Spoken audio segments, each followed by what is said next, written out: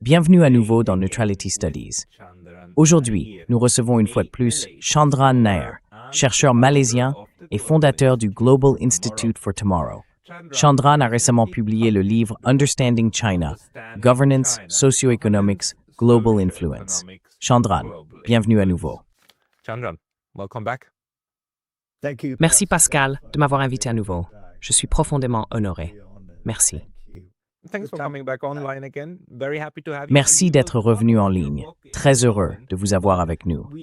Nous parlerons de votre livre dans un instant, mais il faut d'abord commencer par Davos. Ce n'est pas seulement parce que c'est dans mon pays d'origine, mais parce que c'est tellement ridicule. Toutes ces déclarations qui en sortent. D'un côté, on a des gens comme le Premier ministre du Canada qui disent « Vous savez que tout cela est terminé, que ce grand spectacle n'est plus dans notre intérêt, qu'il faut abandonner la mascarade. » Il a utilisé le mot mascarade, je crois. Et puis on a Macron qui donne essentiellement une conférence. Et maintenant il y a ce message dans lequel il dit « Écoutez, nous n'avons aucun problème à dominer le monde en dehors de l'Europe, mais s'il vous plaît, ne le faites pas avec nous. » Et enfin, on a Donald Trump qui parle d'une manière vraiment, vraiment étrange. Que pensez-vous de tout cela? What are you making out of all of this? Eh bien, je pense que vous savez, à un certain niveau, c'est très amusant. À un autre niveau, en étant assis dans cette partie du monde, on a l'impression de vivre dans des univers parallèles. Il y a le monde occidental, composé des États-Unis et de l'Europe. Et j'ose dire, même si cela peut paraître un peu mesquin, que les gens observent avec grand intérêt cette tension croissante entre les États-Unis et l'Europe. Car je pense que peu d'entre nous auraient imaginé, de notre vivant, voir ce genre de choses se produire. Mais peut-être que le plus important, l'une des choses qui m'a frappé hier, et je n'ai jamais envie de regarder ce genre de choses, mais j'ai des amis du monde entier qui m'ont envoyé des messages en me disant « Tu dois allumer la télé et regarder-le. » Enfin, ils ont utilisé des mots plus crus pour le décrire.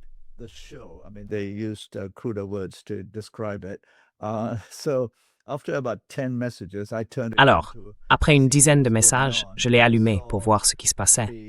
Et j'ai vu le dirigeant du régime des États-Unis, si je peux le dire ainsi, parler de sa manière habituelle, décousue. Rien d'étonnant à cela. Je ne m'attendais pas à autre chose. Mais ce qui était vraiment intéressant, ce que j'ai saisi à la fin, c'était un sentiment qu'il a exprimé. Il est consigné qu'il disait essentiellement que nous, le monde occidental, devons nous protéger du reste. Et je me demandais qui d'autre se trouvait dans l'auditoire. Vous savez, je veux dire bien sûr, comme d'habitude à Davos, le pouvoir appartient aux membres du monde occidental.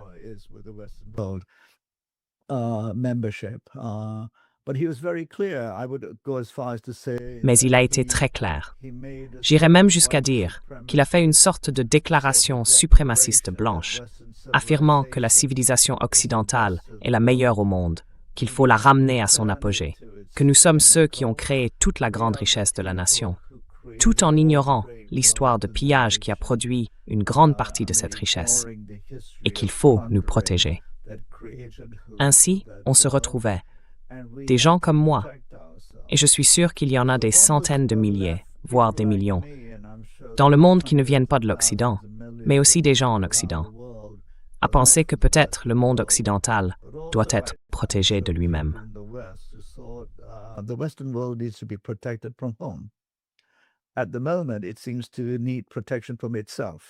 En ce moment, il semble avoir besoin d'être protégé de lui-même. Et en substance, c'est un frère de sang, si l'on peut dire. Et il a besoin d'être protégé de cela. J'allais presque dire aujourd'hui que le BEF devrait s'appeler le WWEF, le Forum économique du monde occidental, parce que c'est ce qu'il est devenu. Et puis lorsqu'il a terminé son discours, je pense que le président du BEF s'est assis avec lui d'une manière très maladroite, le traitant presque comme s'il était son gourou, son enseignant, son chef, et lui posant les questions les plus simplistes. Comme d'habitude, le dirigeant des États-Unis est parti dans une digression et a donné des réponses très obscures et étranges. Mais c'est cette relation-là qui paraissait tellement servile.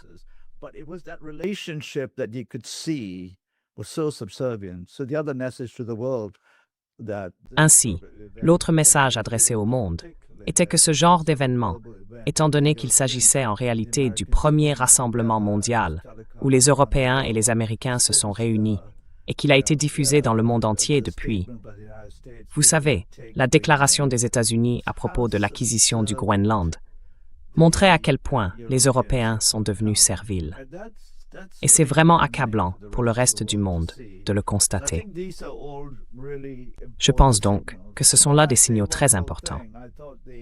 Si je puis ajouter une chose, j'ai trouvé que la déclaration du Premier ministre canadien était bonne, mais un peu audacieuse, venant d'un pays de seulement 40 millions d'habitants, qui a occupé une place disproportionnée à la table dont il parlait.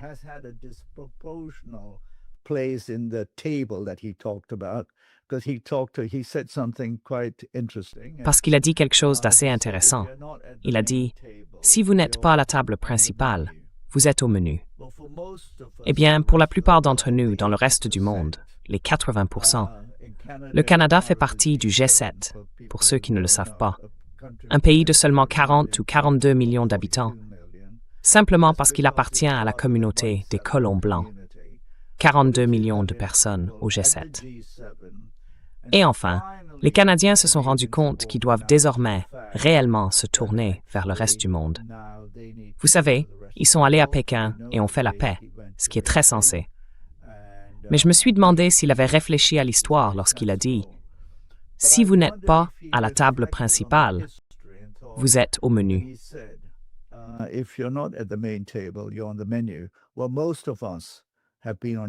Eh bien, la plupart d'entre nous avons figuré à votre menu, y compris celui du Canada. Le Canada a fait partie du G7. Nous avons tous été exclus. Le G20 représente la majorité du monde. J'espère donc que ce type de réflexion aura lieu dans les couloirs du pouvoir, dans des pays comme le Canada et l'Australie, et bien sûr en Europe. C'était intéressant de voir, d'une certaine manière perverse, les tensions s'accumuler au sein de l'Alliance occidentale, mais en même temps triste de constater à quel point l'Europe est devenue faible et de comprendre pourquoi l'Europe n'a pas été prête à se lever, à dire non et à faire preuve à la fois de diplomatie et de fermeté face aux Américains lorsqu'ils sont venus sur votre sol.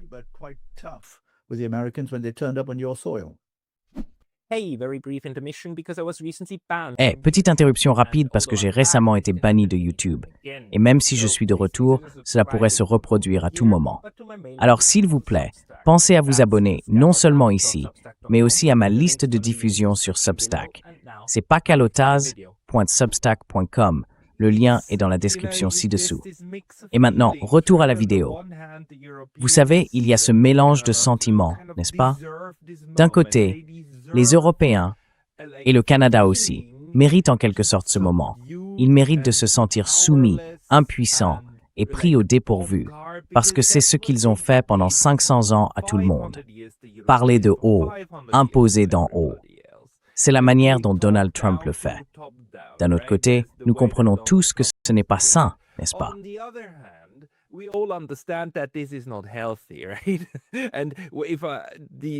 Ce que nous voudrions, c'est un monde qui fonctionne correctement, pas un monde où l'ancien colonisateur se retrouve à son tour colonisé. Cela n'aide pas beaucoup, globalement. Comment penses-tu que le monde anciennement colonisé perçoit cela? Les gens qui, et nous en avons parlé la dernière fois, n'est-ce pas, voient l'incapacité de l'Europe à comprendre que le colonialisme n'est pas terminé et que le reste du monde n'a pas simplement oublié cette expérience. En plus, cela continue encore aujourd'hui, non? Une grande partie du monde est toujours à ce jour fortement exploitée. Et la France, la reine du « je ne lâche rien », reste directement impliquée en Afrique et agit de manière très autoritaire partout où elle le peut. Et maintenant, à l'autre extrémité, ils en sont arrivés à un point où ils ne le peuvent plus et où ils commencent à se retrouver du mauvais côté du bâton. Comment penses-tu que le reste du monde interprète cela?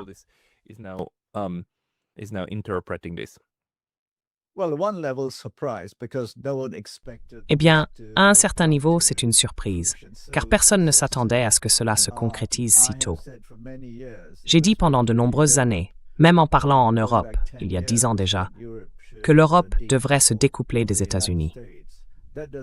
Cela ne veut pas dire devenir l'ennemi des États-Unis, même si récemment, certains politiciens américains et commentateurs européens ont déclaré « Nous avons un ennemi, il s'appelle les États-Unis ». Mais j'ai dit se découpler afin que vos options soient beaucoup plus larges, tant en matière de politique étrangère que de commerce, et que vous regardiez le monde d'une manière très différente. Mais l'Europe a refusé de le faire. Donc, pour la majeure partie du monde, c'est un peu une surprise.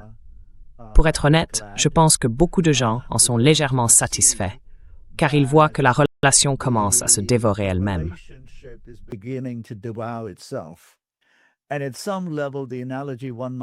À un certain niveau, l'analogie que l'on pourrait utiliser est celle d'un mariage abusif ou d'un partenariat où l'un des partenaires maltraite l'autre depuis si longtemps.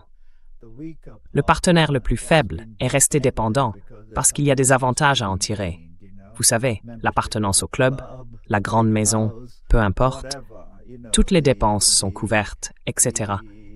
Mais il subit les mauvais traitements. Et nous savons tous comment cela se termine généralement. Souvent par une tragédie, avec beaucoup de souffrance. Ainsi, la relation entre l'Europe et les États-Unis est désormais perçue dans de nombreuses régions du monde. Et je ne prétends pas parler pour tout le monde, comme « Wow, c'est vraiment une relation abusive ». Mais l'autre partenaire, les Européens, le partenaire le plus faible dans cette relation, semble être accro à la douleur et au mauvais traitement, et prêt à les accepter.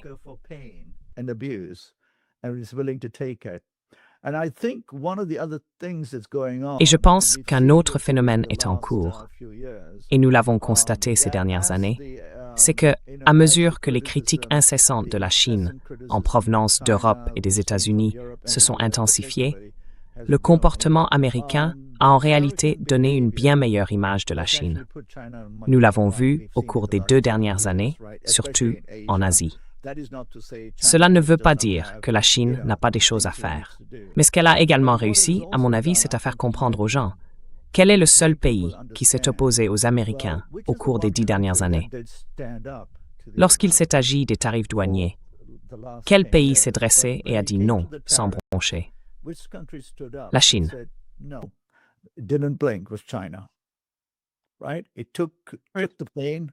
Elle a encaissé la douleur. Mais ensuite, il y a l'Inde, qui n'a pas non plus fait ce que la Chine a fait, peut-être parce qu'elle n'a pas la même puissance ou la même influence, mais elle n'a pas cédé non plus. Alors les gens dans le monde entier observent, et des pays plus petits, comme l'Afrique du Sud, disent « Non, nous ne nous laisserons pas intimider ». Et puis les gens regardent l'Europe et disent « Eh bien, votre économie, collectivement, est presque de la taille de celle des États-Unis. Pourquoi ne pas les mettre au défi ?»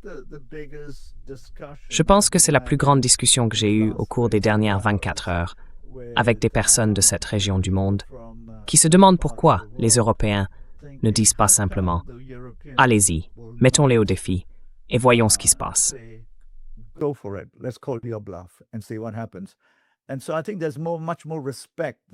Je pense qu'il y a aujourd'hui beaucoup plus de respect pour ce que la Chine a fait.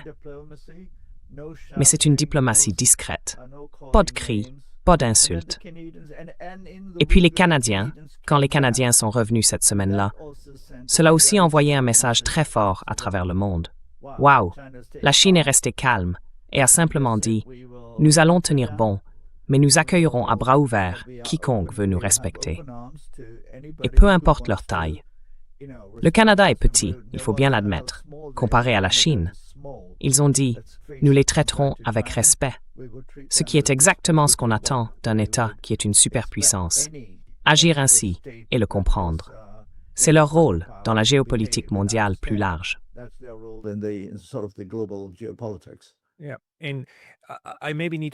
je dois peut-être ajouter une chose quand je dis que les Européens méritent cela. Ce que je veux vraiment dire, c'est que ce sont les élites européennes qui le méritent.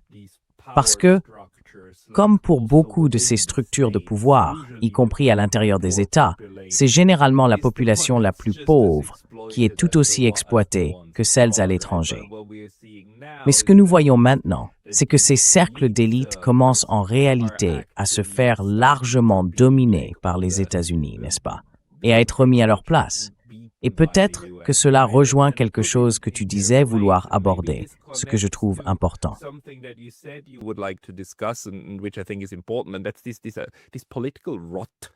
Et c'est cette pourriture politique que nous voyons. Il n'y a pas de dirigeants en Europe. Je veux dire, aucun.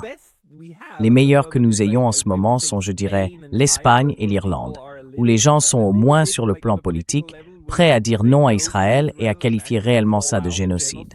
Bon sang, c'est un génocide. Et ils ne sont même pas capables de se ressaisir et de dire non, nous avons tous convenu que nous n'allions plus faire ça.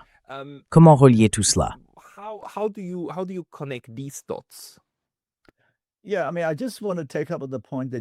Oui, je veux dire, je voudrais simplement revenir sur le point que vous avez mentionné à propos des élites européennes.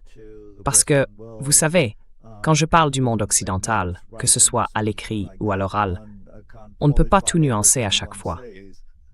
Et on me corrige à juste titre, et j'accepte ces remarques. Ce n'est pas tout à fait la même chose, je le comprends. Mais je dis aussi que je n'ai pas inventé l'expression « le monde occidental ». Si l'on regarde les élites européennes et occidentales, et j'ai écrit un article pour Counterpunch la semaine dernière sur le dérèglement des États-Unis, j'ai dit que la société américaine dans son ensemble était devenue dérangée. Je veux dire, où sont les manifestations massives? Où est la capacité de renverser quelqu'un d'aussi destructeur que le président actuel?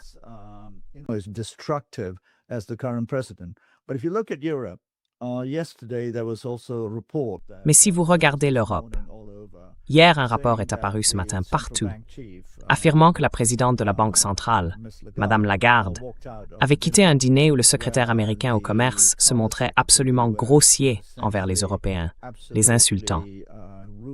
Alors elle est partie. Dans une courte interview, elle a déclaré quelque chose comme « Ce que nous voyons maintenant, et cela rejoint ce qu'a dit le Premier ministre canadien, c'est le lever de rideau sur le nouvel ordre mondial. Et je veux dire que vous savez ce que des gens comme nous pensent. Et je ne parle pas au nom de tout le monde, mais pour ceux d'entre nous qui suivent ces questions en Asie, et je pense aussi au Moyen-Orient et en Afrique, ce rideau s'est levé il y a déjà un certain temps. Vous étiez simplement en train de regarder.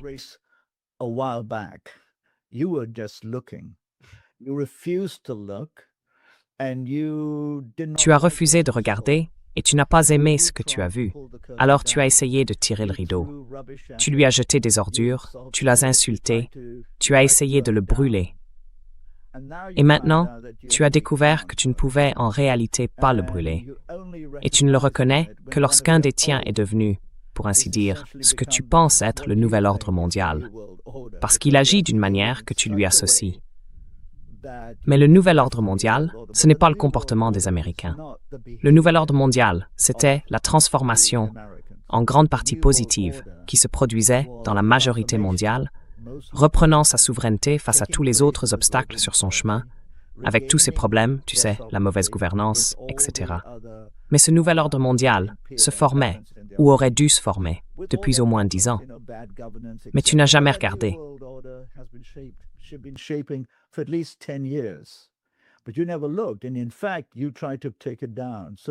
Et en fait, vous avez essayé de le démanteler. Donc, vous savez les gens comme les élites en Europe qui disaient « Maintenant, nous avons un nouvel ordre mondial ». Non, non, il existe depuis longtemps. Vous ne vouliez simplement pas le voir. Vous avez essayé de le détruire. Et maintenant, vous êtes confronté à ce que vous pensez être le nouvel ordre, parce que votre grand frère se comporte si mal. Vous n'auriez jamais cru que cela arriverait. Jusqu'à ce que votre grand frère se comporte vraiment mal, vous pensiez qu'il n'y avait pas de nouvel ordre mondial, parce que vous vouliez conserver l'ancien. Et vous ne vouliez pas voir le côté positif du changement, parce que ce changement venait de personnes que vous n'avez jamais voulu considérer comme vos égaux. Et maintenant, vous y êtes contraint par votre grand frère, parce que votre grand frère agit comme un voyou. Et je pense que c'est aussi quelque chose dont, vous savez, nous parlerons tous. Où étaient donc passées ces personnes? talk about. Where have these people been? To your point about the European elites and the liberal. Sur votre point concernant les élites européennes et les élites libérales aux États-Unis qui parlent de ces sujets, pour revenir, je crois, au gouverneur de Californie, qui a dit quelque chose comme, lorsqu'il est venu à Davos, il a été surpris de voir à quel point les Européens manquent de courage. Eh bien, c'est tout de même assez ironique, venant d'un Américain, étant donné que la personne qu'il a qualifié de grand tyran est l'un des vôtres. Où étiez-vous, vous, les Américains? Et si quelqu'un doit faire preuve de courage pour le faire tomber ou le maîtriser, cela devrait sûrement commencer par les Américains. Donc à ce moment-là, je suis du côté des Européens, vous devriez vous affirmer. Mais il est tout de même ironique qu'un Américain dise que les Européens manquent de courage, alors que le Congrès et le Sénat sont devenus eux-mêmes sans courage, incapables de contrôler, et en fait se contentant de se soumettre à une seule personne et à sa foule. To one person and his mob. And you know, if we frame this, you know, Et vous savez, si l'on considère le colonialisme comme une longue période commençant quelque part vers les années 1400, ce que l'on observe en réalité, c'est une sorte de relais dans la gestion du monde, n'est-ce pas? Bien sûr, le passage de relais, volontaire ou non, à l'autre. Les Portugais, les Espagnols, les Français, les Britanniques, ils se font concurrence en même temps, mais différemment, les Néerlandais. Et puis, vous savez, le relais passe aux États-Unis, qui mènent alors une petite guerre coloniale contre les Espagnols, s'emparent des Philippines, de Cuba et des possessions, mais poursuivent bien sûr la répression, tuant un demi-million de Philippins dans le processus, afin de... Je crois que c'est plutôt proche d'1 million, en réalité. Désolé, je n'ai pas les chiffres. Non, je ne vous corrige pas. C'est tout à fait ça.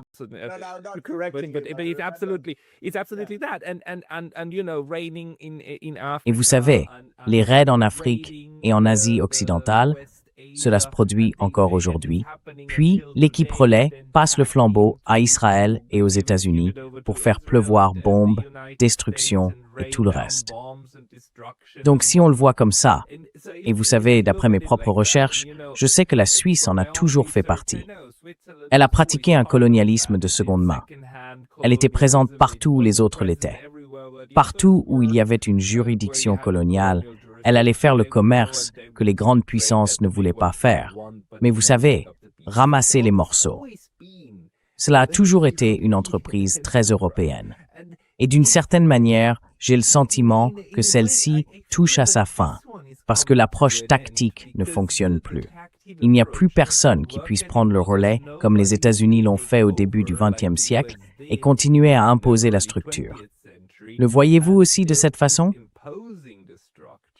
Do you see it like that as well?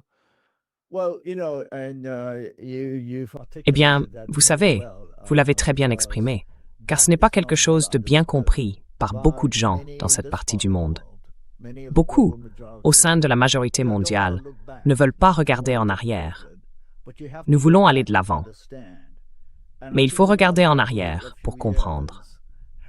Et je pense que ces dernières années ont ravivé, dans l'esprit de ceux d'entre nous qui ont un peu étudié l'histoire et comprennent ce que vous venez de dire, ce sentiment de « Mon Dieu, est-ce vraiment une rediffusion de la même chose? Et comment cela se reproduit-il?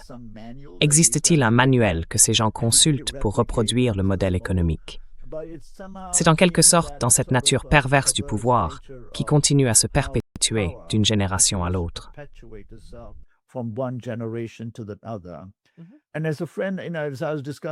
Comme je le disais à un ami, je veux dire, pourquoi y a-t-il autant de peur dans le monde occidental, incarné par la peur américaine? Les Américains sont animés par la peur du monde entier. Pourquoi y a-t-il autant de peur chez les Américains et les Européens? À un certain niveau, on ne peut s'empêcher de penser, en accord avec ce dont tu parles, qu'ils redoutent un monde dans lequel ils n'auraient plus une supériorité économique et militaire écrasante sur le reste du monde. Un monde où les autres seraient leurs égaux, voire les remplaceraient en termes de puissance. C'est là le problème. Ils craignent que les autres leur fassent ce qu'ils ont fait aux autres. Et je pense que cela est ancré depuis des siècles, comme tu viens de le décrire. Yeah. I think that's ingrained in these centuries of what you just described. Yeah. But they don't understand that. Mais ils ne comprennent pas cela. Et je ne pense pas qu'il s'agisse s'agisse d'un vœu pieux. Je pense que les sociétés humaines à travers le monde ont changé. Nous avons progressé. Sinon, nous serions dans une situation très grave. Cela ne veut pas dire qu'il n'existe pas de mauvais acteurs. Mais l'idée que nous reviendrions à une forme de colonisation du XVIIe ou du XVIIIe siècle, où un pays comme la Chine irait exterminer un grand nombre de personnes quelque part, prendrait le contrôle des États-Unis ou d'autres pays. Je veux dire, cette époque est révolue. Pourtant, cela reste ancré dans la psyché de l'establishment, des élites occidentales. Et je pense que vous savez, certains d'entre nous en parlent. Est-ce cette peur qui les pousse à voir sans cesse le monde, les autres, comme une menace?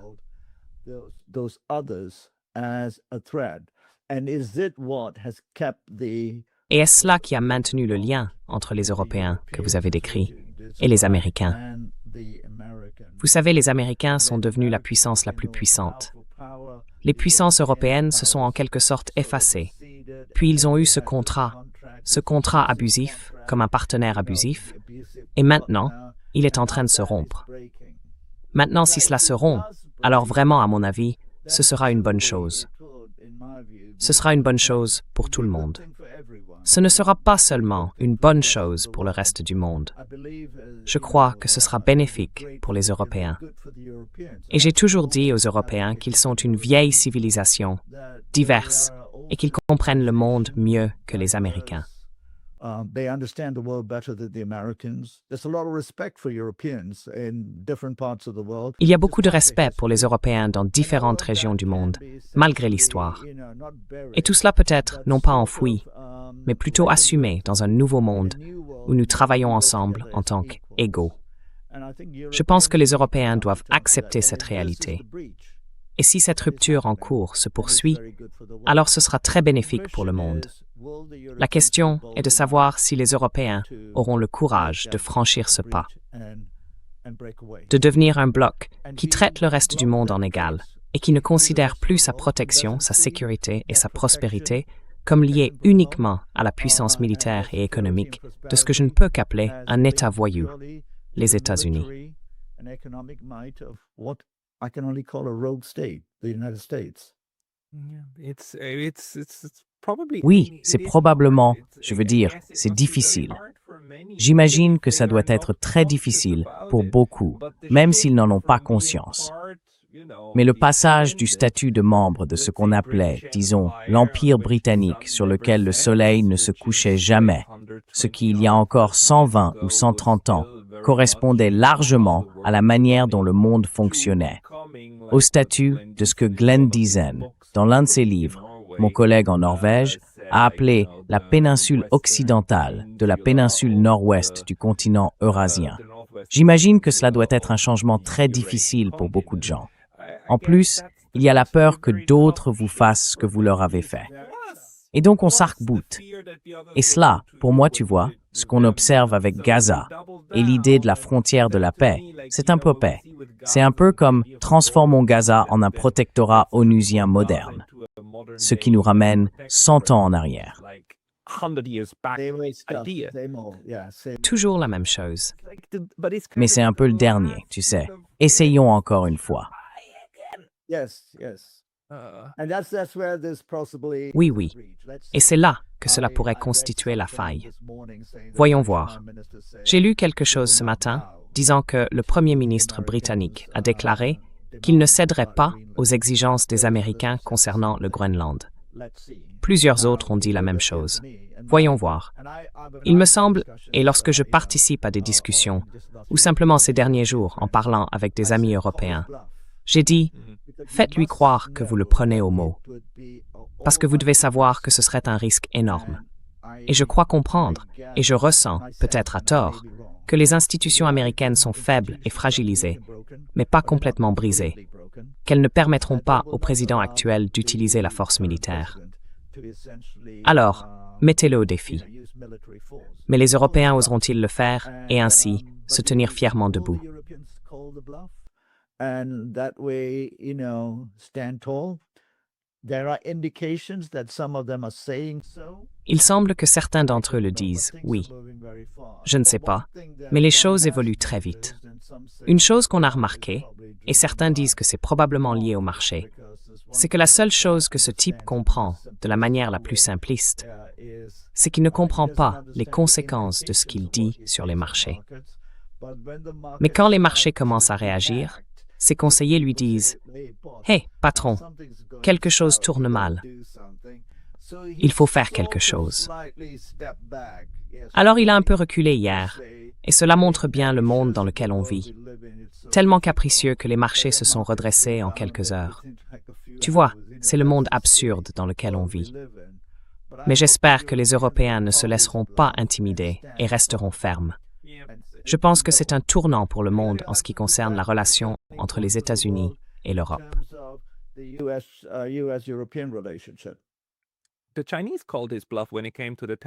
Les Chinois ont appelé son bluff en ce qui concerne les tarifs, non? Et il a reculé. Donc une chose qu'il semble faire instinctivement, c'est essayer sans cesse de déstabiliser tout le monde. Ensuite, il propose la prochaine idée absurde et s'y accroche jusqu'à ce que les gens la prennent au sérieux. Puis il passe à la suivante, et encore à la suivante. Il bouleverse constamment l'agenda de tout le monde. Mais oui, je veux dire, les Indiens aussi ont dit « Non, nous n'acceptons pas ça. » Donc nous avons bien un cas.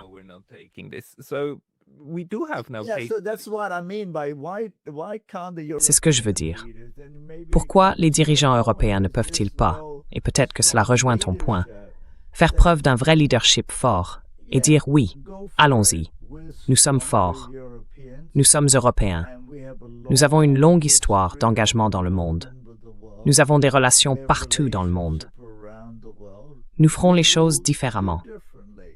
Je vais donner, il n'est pas européen, mais je vais donner au Premier ministre canadien le mérite d'avoir tenu bon et d'avoir dit « Non, nous ne nous laisserons pas intimider. Nous sommes petits et nous irons commercer avec d'autres. »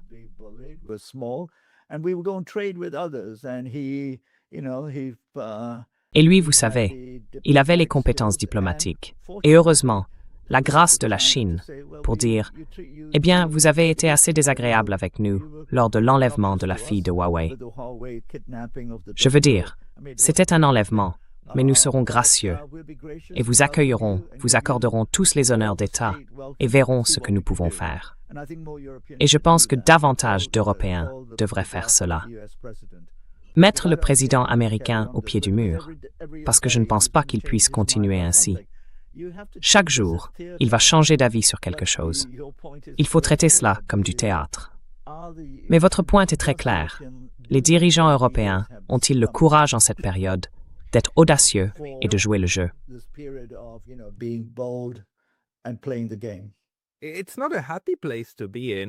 Ce n'est pas une situation agréable, mais en un sens, c'est quelque chose que beaucoup d'autres dirigeants essaient d'éviter, de créer ce théâtre.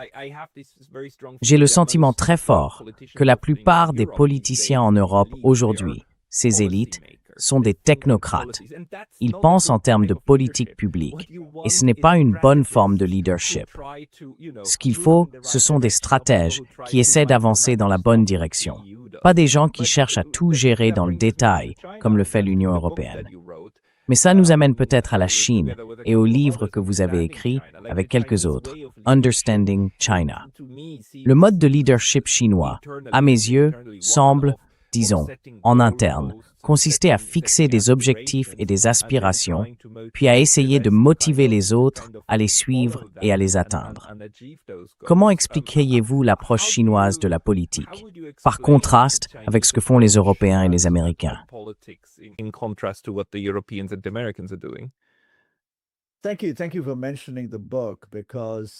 Merci. Merci d'avoir mentionné le livre. Je suis heureux qu'il soit sorti à ce moment-là. Car comme je l'ai déjà dit, je pense que la plupart des gens se demandent pourquoi les Chinois ne se sont pas comportés si mal. D'une certaine manière, ils ont agi avec une grande dignité. Mais qu'est-ce qui permet à ce système de fonctionner ainsi? Le livre, De manière simple, essaie d'expliquer cela. Vous savez comme vous que la plupart des livres sur la Chine la critiquent ou la louent d'une façon qui relève presque de la propagande.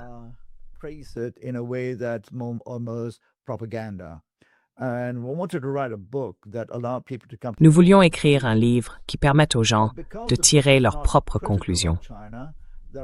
Mais comme le livre n'est pas critique envers la Chine, certains pensent donc qu'il est pro-chinois et ils passent complètement à côté du sujet. Pour répondre à votre question sur la manière dont la Chine peut se comporter ainsi, tout d'abord, je pense qu'il est très important de comprendre qu'on ne peut pas comprendre la Chine en la regardant à travers le prisme des systèmes politiques ou de gouvernance occidentaux. C'est un système complètement différent et il faut le reconnaître. L'un des éléments essentiels à saisir est que le système chinois est extrêmement axé sur la méritocratie.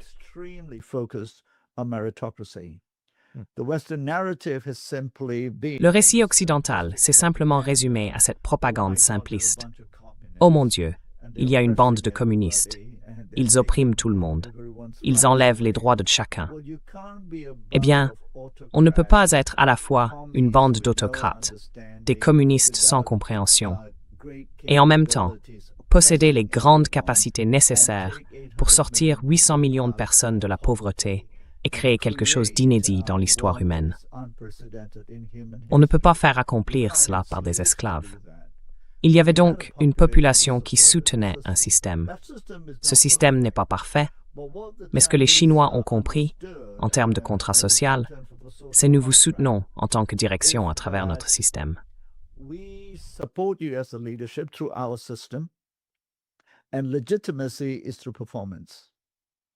La légitimité découle de la performance, et la performance a été remarquable selon tous les critères. Tant que cela continue, et cela ne signifie pas que tout le monde doive s'enrichir, la préoccupation chinoise est que le niveau de vie s'est considérablement amélioré. Accès à l'éducation, à la technologie, à la sécurité et à des libertés qui n'existaient pas auparavant. Mais ces libertés ne sont pas définies selon le prisme occidental. Le Chinois moyen comprend que, dans un pays très densément peuplé, surtout dans les zones urbaines, on ne peut pas avoir les mêmes types de libertés qu'ailleurs.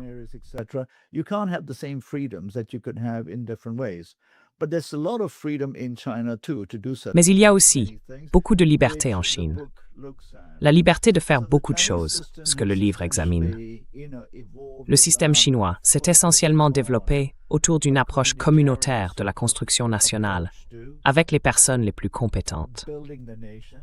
Ainsi, on n'obtient pas une situation. Eh bien, je ne veux pas revenir à la sorte de médiocrité du leadership que nous avons observé aux États-Unis depuis au moins 25 ans.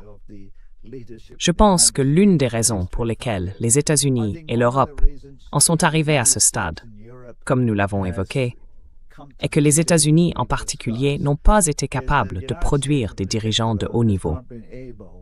Ils n'y sont tout simplement pas parvenus.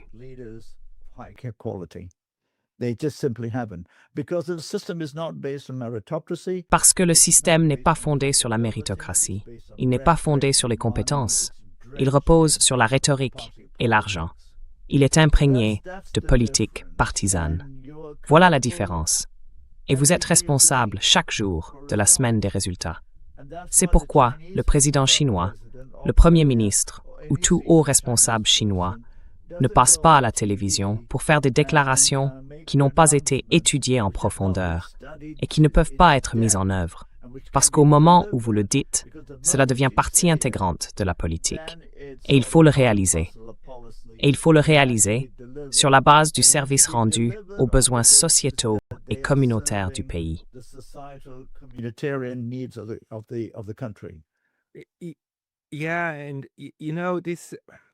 Oui, et tu sais, il y a eu récemment un événement qui m'a rappelé que certaines parties du monde, où la politique elle-même, fonctionne différemment. Tu vois, ce qui se passe entre le Japon et la Chine. Quand la première ministre japonaise, la nouvelle première ministre, Madame Takahashi, a imprudemment déclaré qu'une attaque chinoise contre Taïwan constituerait une menace existentielle pour le Japon. À mon avis, Elle a dit cela sans beaucoup de préparation et sans en comprendre les conséquences.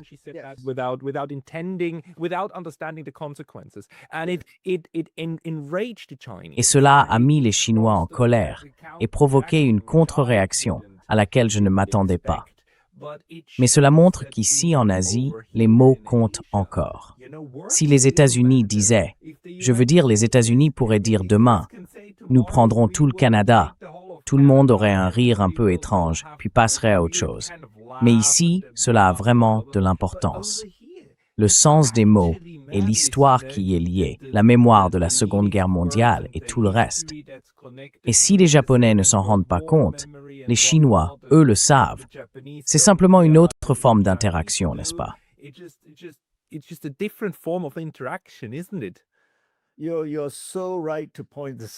Tu as tout à fait raison de le souligner, non?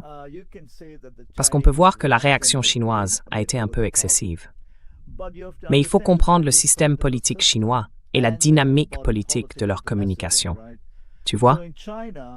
En Chine, quand le dirigeant du pays dit quelque chose, c'est extrêmement puissant. C'est pour ça que tu remarqueras que le président ou le premier ministre chinois ne dit jamais rien d'extravagant en matière de politique étrangère.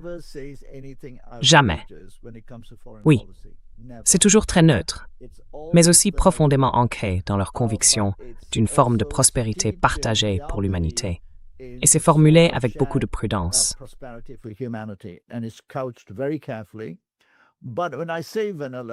Mais quand je dis vanille, je veux dire que ce n'est pas agressif, mais que c'est profondément réfléchi. Et donc, vous savez, c'est très important à comprendre. J'ai justement écrit un article la semaine dernière sur le rejet complet, en quelque sorte, de l'initiative chinoise pour la gouvernance mondiale, que vous avez peut-être vu. C'est en réalité un processus profondément réfléchi, visant à améliorer et non à remplacer le système des Nations Unies. Mais personne n'en entend parler. En faisant des recherches, j'ai découvert que presque aucun média occidental ne l'avait couvert. C'est une initiative majeure de la Chine, mais elle ne reçoit aucune attention parce qu'elle ne correspond pas au récit habituel de la géopolitique, de l'agression et de la domination.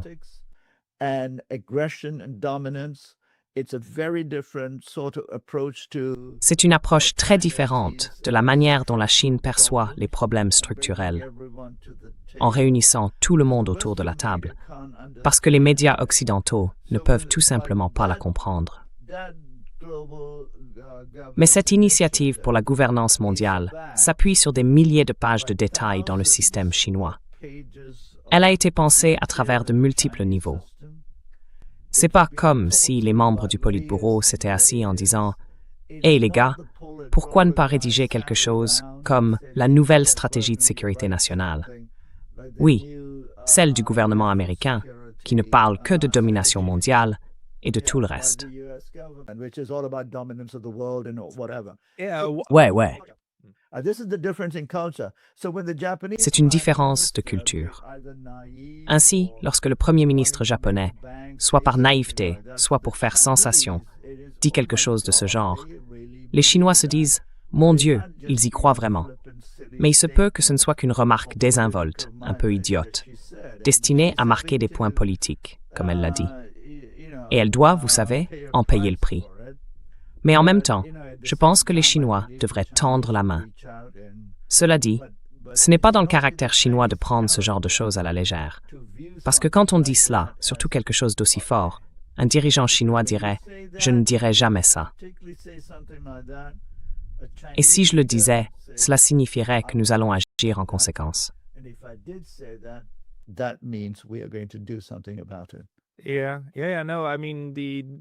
Oui, je sais. Je veux dire, c'était un commentaire stupide. Et des amis à moi, des amis japonais, ont dit que lorsqu'ils l'ont entendu, ils ont pensé « Oh, ça lui a échappé ». Parce qu'ils savent qu'elle pense comme ça.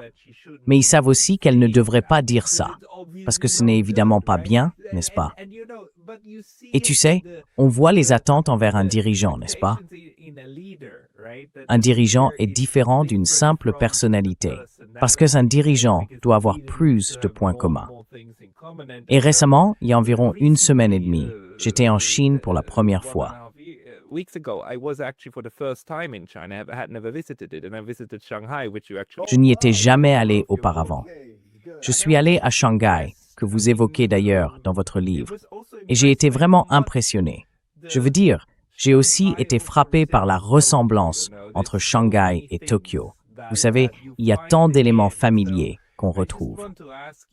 Alors j'aimerais simplement vous demander, lorsque nous considérons l'Asie comme une entité géographique, nous voyons toutes ces divisions et ces tensions entre l'Inde et la Chine et le Japon, la Corée et ainsi de suite. Mais il existe évidemment une certaine forme d'approche culturelle commune, n'est-ce pas? Cultural approach to things, isn't there? Oh yes, I mean this is the Oh oui, je veux dire, c'est la recette secrète qu'il nous suffit de rassembler, non? Nous devons réunir tout cela. J'ai donné une interview ce matin à quelqu'un d'autre à propos du livre, et j'ai dit que selon moi, la relation géopolitique la plus déterminante du XXIe siècle serait celle entre la Chine et l'Inde. Leur influence se fait sentir dans toute la région. Si vous allez en Indonésie, il y a l'hindouisme, le bouddhisme, l'islam, tout y est. Donc, la relation doit évoluer, mais il faut aussi en prendre conscience. Et si l'on regarde la question coréenne, par exemple, toutes ces tensions sont les vestiges d'une autre époque, quand la région était colonisée ou dominée à environ 80% par des puissances étrangères. Being dominated by foreign forces, etc. And so that those tensions. Et donc ces tensions étaient les conséquences de toutes ces choses qui ont perduré jusqu'à aujourd'hui. Et maintenant, c'est le moment où cela va changer. Je pense vraiment, comme d'autres commentateurs en Asie, notamment mon bon ami Kishore Mahbubani et d'autres l'ont dit, que nous n'avons pas connu, depuis la guerre du Vietnam, de guerre majeure. Et heureusement, grâce à Dieu, aucun pays n'est allé larguer d'énormes bombes sur d'autres. Aucun pays ne l'a fait. Donc en cela, je pense qu'il y a une leçon. Nous devrions observer ce type de diplomatie.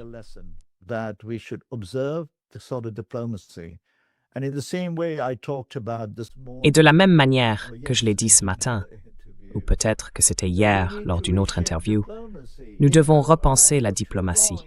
Vous savez, pendant trop longtemps, même dans cette partie du monde, dès qu'il y a un problème quelque part, on envoie un diplomate norvégien ou scandinave mandaté par l'ONU qui ne connaît rien à cette région. Mais apparemment, dès qu'un homme blanc entre sur le théâtre d'un conflit en Asie, tout le monde s'assoit et écoute. C'est en fait l'ancien système colonial.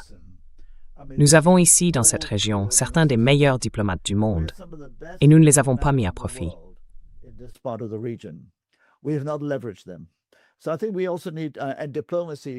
Donc je pense que nous avons aussi besoin, et la diplomatie, vous savez, je pense que vous serez d'accord, en Europe, c'est une farce. La diplomatie est censée signifier que toutes les options sont sur la table. Vous venez de notre côté, sinon nous pourrions d'abord vous sanctionner, nous pourrions paralyser votre économie, et si vous ne venez toujours pas à la table, nous pourrions même vous bombarder. Voilà la diplomatie européenne et occidentale. Le reste du monde est très différent. Donc je pense que vous avez raison de dire, et je l'ai toujours dit, que nous devons trouver la capacité d'avoir des diplomates issus de cette région. J'appelle depuis longtemps à la création ici d'une école de diplomatie. Nous envoyons nos diplomates à la Johns Hopkins School et à la Kennedy School.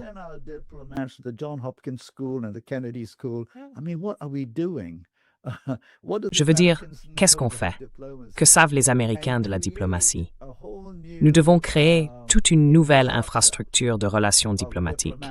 Mais plus important encore, des écoles de pensée qui, comme je l'ai dit, s'appuieraient sur la culture.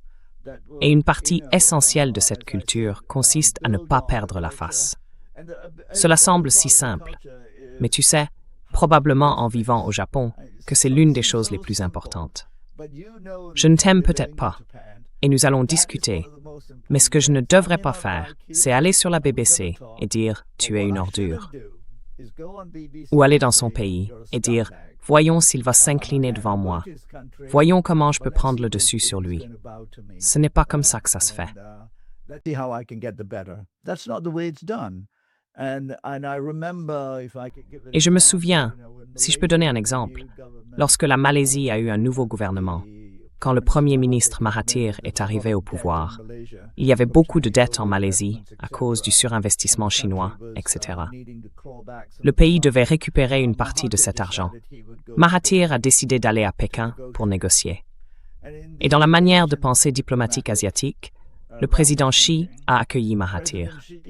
Je veux dire, la Malaisie est en quelque sorte un petit caillou sur la plage du point de vue de la Chine, une petite économie. J'exagère un peu, mais vous voyez ce que je veux dire. Mais la direction chinoise s'est dit, c'est un homme d'État chevronné. Nous ne pouvons pas manquer de respect à un homme plus âgé. Il est extrêmement instruit, que l'on apprécie ou non sa politique.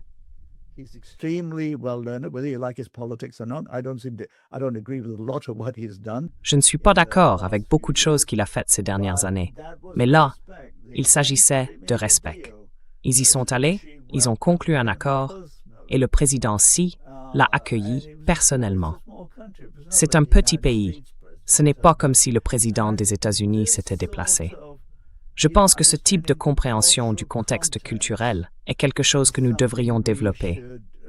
Je pense que la Chine et l'Inde devraient s'y engager, car elles ont beaucoup en commun à bien des égards, et elles pourraient trouver ce terrain d'entente et donner l'exemple au reste du monde. Et de même avec le Cambodge et la Thaïlande maintenant, où nous avons un petit conflit, je ne pense pas que nous ayons besoin des Américains ou de qui que ce soit d'autre. Nous avons besoin de bons diplomates singapouriens, de très bons. Il y en a beaucoup. Les Malaisiens. Je veux dire, Donald Trump est arrivé au dernier moment pour en récolter les bénéfices. Mais c'était la Malaisie.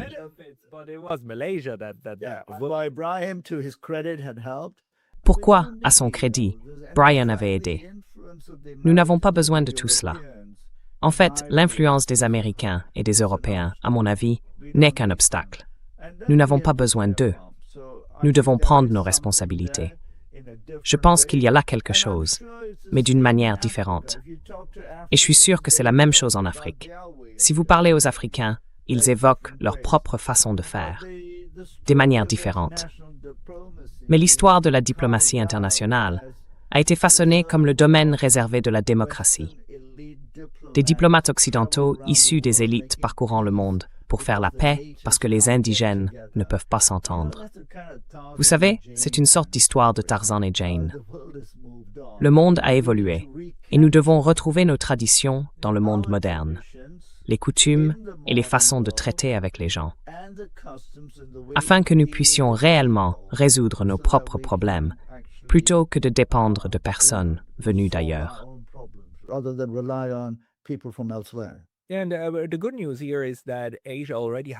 Et la bonne nouvelle, c'est qu'il existe déjà beaucoup de bonnes écoles en Asie en réalité. On en trouve en Chine, à Singapour, au Japon, de très bons instituts qui pratiquent également l'éducation sud-sud, n'est-ce pas? Et en fait, la Chine est un champion dans l'accueil d'Africains venus y étudier, mais aussi en Russie, où ils essaient de faire de la diplomatie culturelle à travers les étudiants. Le Japon le fait aussi. On voit qu'en Afrique, des instituts sont en train d'être créés. Ce que j'ai toujours admiré chez mes collègues africains, c'est qu'ils ont une culture bien plus marquée, une appréciation de l'Afrique en tant qu'Afrique, au-delà des frontières coloniales tracées et même au-delà des barrières linguistiques. Il y a donc beaucoup de choses sur lesquelles s'appuyer en réalité.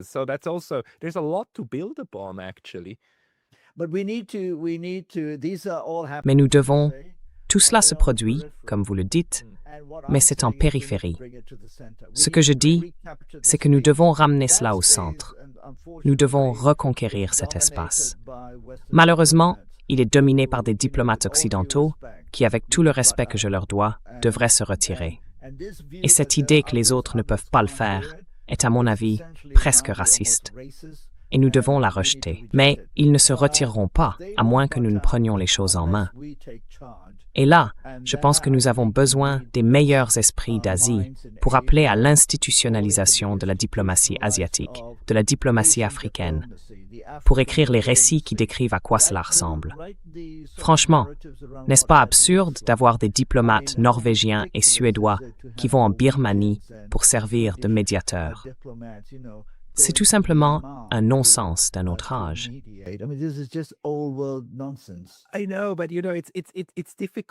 Je sais, mais tu vois, c'est difficile parce qu'il y a des éléments de ces anciennes structures coloniales qui continuent de prospérer en exploitant les différences existantes. Va à Chiang Mai, en Thaïlande, et d'après un de mes amis de là-bas, le consulat américain est gigantesque. Oh oui, immense. Je sais. Des centaines de personnes. C'est comme si, franchement, on n'avait pas besoin d'autant de diplomates à Chiang Mai. Mais peut-être qu'on peut, tu vois, faire beaucoup de bon travail avec un grand nombre d'agents de la CIA qui vont ensuite dans le Triangle d'Or et en Birmanie pour faire, ce que font les agents de la CIA là-bas. Et on ne peut pas simplement déraciner ça. On ne peut pas simplement le balayer, malheureusement. Donc tout cela fait partie de cette déoccidentalisation.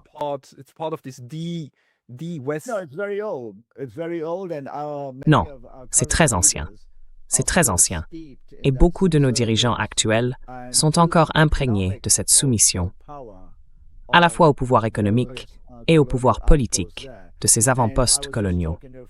Je parlais justement avec un ami il y a 2 jours de la façon dont tout cela fonctionne. Le nombre de bourses accordées par diverses universités européennes et américaines à de jeunes chercheurs en Asie, comme si nous étions des paysans, est stupéfiant. Et bien sûr, si vous avez 28 ans, que vous avez fait un master en sciences politiques et que vous obtenez une bourse via l'USAID ou l'ambassade pour aller à Harvard pendant 2 semaines afin d'être endoctriné, vous y allez.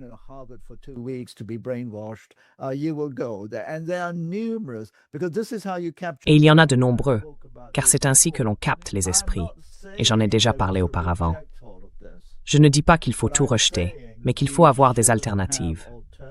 Si la meilleure école de gouvernance mondiale et de diplomatie se trouvait à Jakarta, ou à Tokyo, ou à Hong Kong, alors le monde commencerait à changer.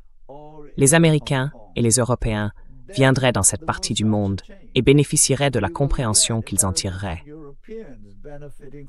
Ou à Dubaï aussi. Mais l'ancien monde et l'argent doivent encore y être investis. Nous n'y avons pas suffisamment réfléchi. Et c'est notre faute. Nous n'avons pas pensé à la manière de faire tout cela.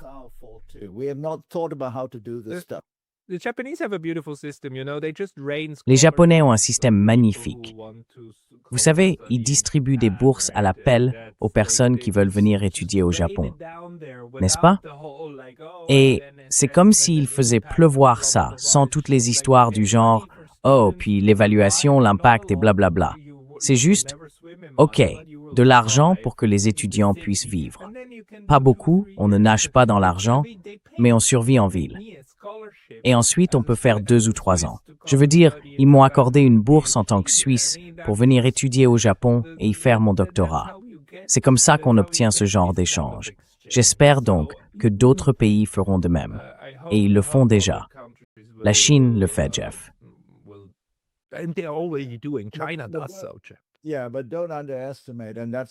Oui, mais il ne faut pas sous-estimer. Et c'est là que réside la transition dans la manière dont la décolonisation se produit. Il ne faut pas sous-estimer le pouvoir, la capture de l'esprit. Si vous proposez une bourse japonaise et une bourse américaine ou britannique à un étudiant en Malaisie, il va faire un choix, n'est-ce pas? C'est ainsi que fonctionne l'esprit. C'est Cambridge, j'y vais. Je ne vais pas au Japon. Et cela, c'est très puissant. Nous devons décoloniser l'esprit, mais nous devons aussi construire les institutions. Je pense que c'est là mon point principal à ce sujet. La paix, la diplomatie. Nous ne pouvons pas nous attarder à examiner les rapports de l'OCDE et tout le reste, qui sont tous biaisés par le prisme de l'expérience occidentale. the lens of just the Western experience. And I think coming back to what my book talks about. Et je pense, pour revenir à ce dont parle mon livre, qu'il s'agit essentiellement de la Chine. L'un des sujets que j'aborde dans le livre est de savoir si la Chine est une force positive ou non. Il y a tout un chapitre consacré à cela, à la question de la contribution au bien commun mondial. Et je ne cherche pas à dire que la Chine l'est ou ne l'est pas. J'essaie simplement de donner aux gens les faits pour qu'ils puissent se faire leur propre opinion. Un domaine, bien sûr, est celui de l'influence culturelle. La manière dont la Chine met à profit son soft power, qui va bien au-delà, vous savez, de vendre une boisson gazeuse comme Coca-Cola ou quelque chose d'équivalent en version chinoise. Qu'est-ce que ce soft power? Ce sont des éléments très importants à comprendre lorsque nous parlons de ce qu'est le bien commun mondial d'un pays et de la manière dont il s'affirme.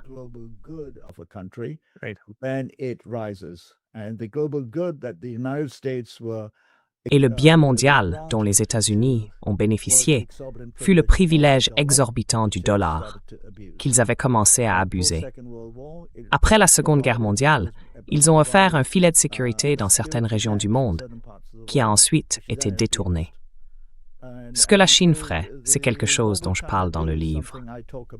Je pense que les Chinois sont très prudents quant à la manière dont ils s'y engagent, étant donné qu'il y a beaucoup d'embûches sur le chemin, car plus on devient puissant, plus on peut devenir arrogant. Et l'on peut se créer beaucoup d'ennemis, même sans le vouloir. C'est l'un des sujets abordés dans le livre, à quel point il faut être prudent.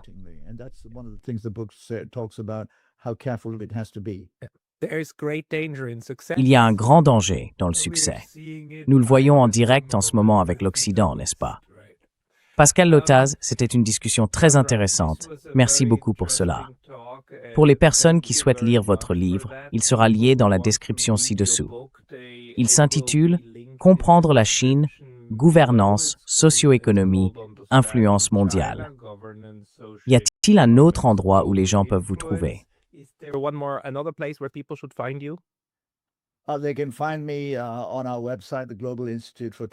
peuvent me trouver sur notre site web, le Global Institute for Tomorrow, à Glamo, in kindsgift.org.